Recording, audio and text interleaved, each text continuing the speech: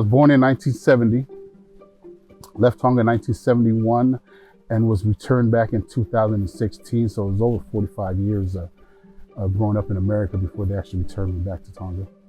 So when I got deported back here to Tonga, there was nowhere to go. So I was just living from place to place, and I needed a place to stay.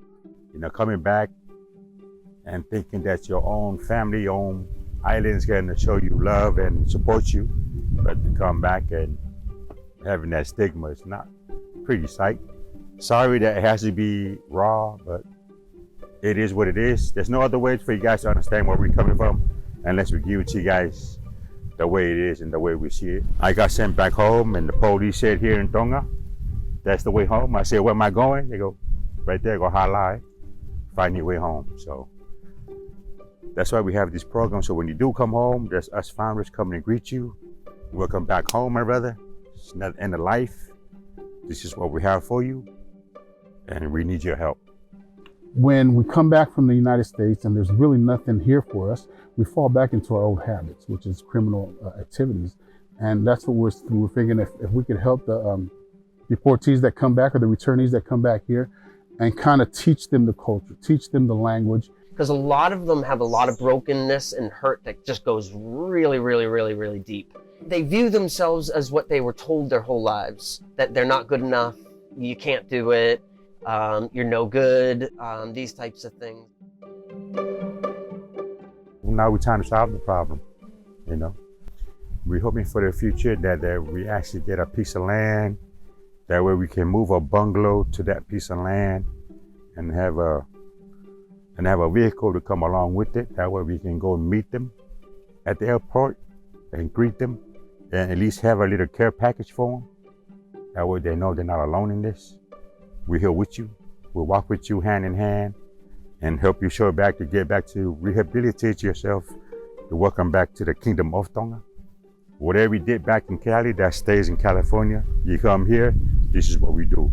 Plantation, manioke, taro, whatever it is that we may do, crops, harvest it and send it back home to the people. That way to be able to help out with the program.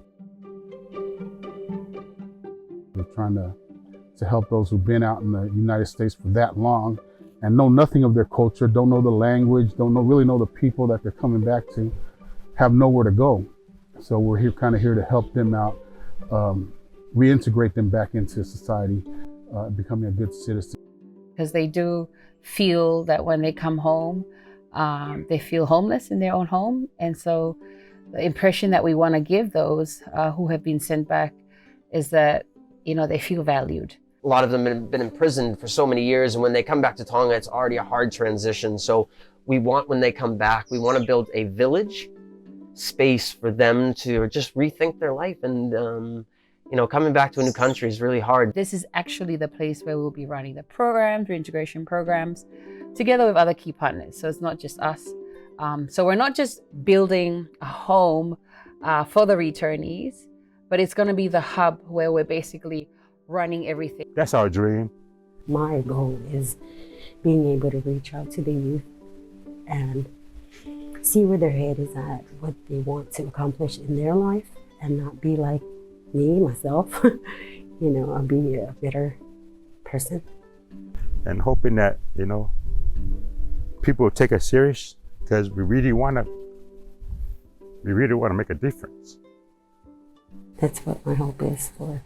Dare to dream, to expand, and be able to be out there without, you know, judgment. One of our issues now is trying to get government to work with us on getting some land, because we have a very big plan for this rehabilitation and reintegration of the returnees, but we can't completely do our work. We can't complete our work plan. We can't implement our work plan to the level that we would have loved to without having a place of our own. Because right now, we are scattered all over Tonga, which makes work more difficult for us.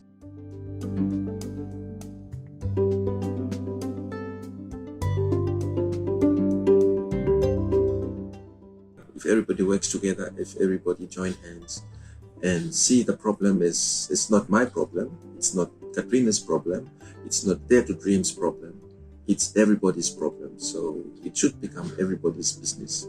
As soon as she said deportees, I said I'm in. And without even having to think about it, I felt that returning to Tonga, if I'm not going to say yes to this, who else would? So I think ultimately when I see them, I see a little bit of myself. And even though I'm not a deportee, just my heart goes out to them, you know? I like, they have such a drive to do better for themselves. And if it's not, there's not an option for a positive outcome, then it's going to be a negative one. We were already in the space of leadership. So this was extended to the deportees, thinking not only the young people, but the deportees, the vulnerable groups. We must accompany them with these leadership values and principles so that they themselves become part of the solution. Really take time out to find out what Dare to Dream is about, to get to know the members. And they are judged first because of their history and their past. And a lot of them have done their times, but now we all have a role and responsibility to be all part of this in supporting returnees. We appreciate all the love and support, but we still need some more help.